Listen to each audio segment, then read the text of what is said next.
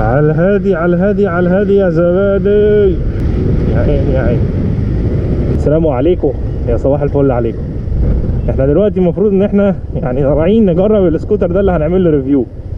بس بان احنا بنجرب الحلو ده كيمكو 350 عشان ما ينزل لكم ريفيو بعد كده، قلت اطلع اكلمكم شويه عن حاجه مهمه، وهي ان الناس كتير بتسالني ما تقارن لنا بين ده وده وده وده، انهي الاحسن، ده ولا ده احسن، ده ولا ده.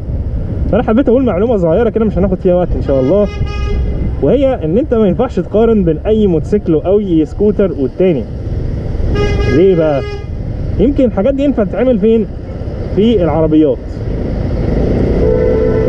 ولو ليه؟ لان العربيات المتغيرات فيها بين الحاجات الفئات اغلبها تبقى على اساس الشكل وكلام كده، انما المتغير في المواصفات وكده يعتبر ما فيش.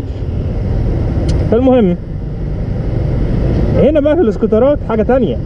هنا اساس اللي تقدر تقارن من عليه هو معلش يعني وزنك كام بالنسبه للسكوتر، يقدر يشيلك ولا لا، معاك ميزانيه تدفع قد ايه في الصيانه، ودي هتحدد شيء رئيسي انت هتجيب السكوتر ايه، انت ساكن فين، لان في حاجات ممكن ما يتوفرلهاش قطع غيار في المكان اللي انت ساكن فيه.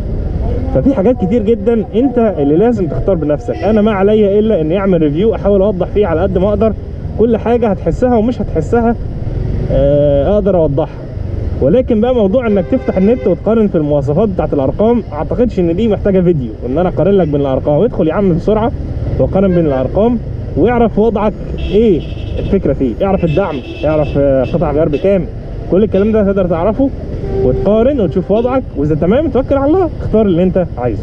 فعشان كده انا ما بقدرش بصراحه ولا عمري هعمل مقارنه بين السكوتر ده والسكوتر ده بشكل بحت في فيديو، لان ده بصراحه يعني هتبقى ظالمه ناس كتير ومش هتبقى لكل الناس زي ما الريفيو بيبقى لكل الناس.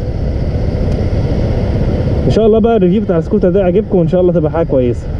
مش عارف بقى الناس دي قاعده ازاي في الزحمه كعربيات، ولكن ربنا يعين.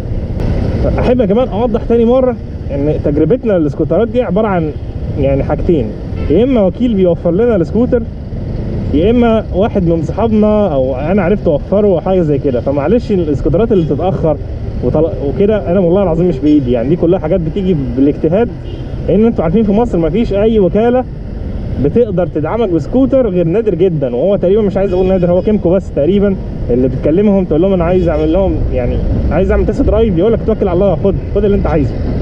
للاسف بقيه الشركات يعني اصلا مش مهتميه شويه بالمستهلك، يعني في قطع غياره هتعمل لك ازاي بقى معلش يعني تعمل لك ازاي تديك ازاي سكوتر يعني.